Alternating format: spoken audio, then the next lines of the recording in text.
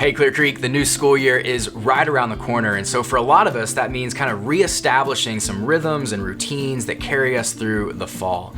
And so Bruce, we talk about that a lot around here. How do we think about rhythms and routines, and how are we trying to help our people in the church establish some of those this fall?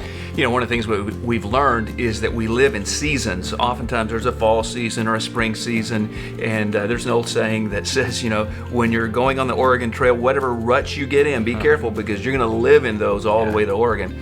Well, the same thing happens in the seasons of our spiritual lives.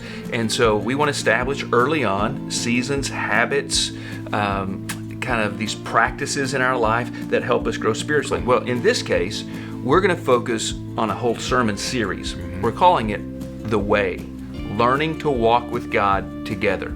And the together part is really important. Yeah, because a lot of times people want to grow in their faith, but they don't always know how. And so kind of giving people some tools and some together community aspect to that will be really good.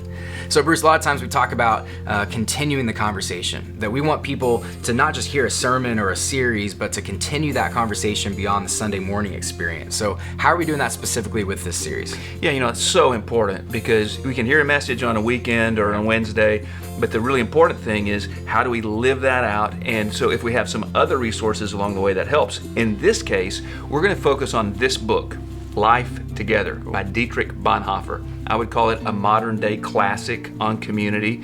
And we're hoping everyone will read the book, which will, give fuel for conversation, but it will also help as you listen to the messages in this series called The Way, Learning to Walk with God Together. Awesome. So that series starts this week at all of our campuses, Sunday morning and Wednesday night. Man, I'm really excited about the book. I'm looking forward to reading it, looking forward to hearing the sermons as well. I hope that you are as well at Clear Creek. And so invite a friend. It's a great chance to reconnect this fall as we start The Way.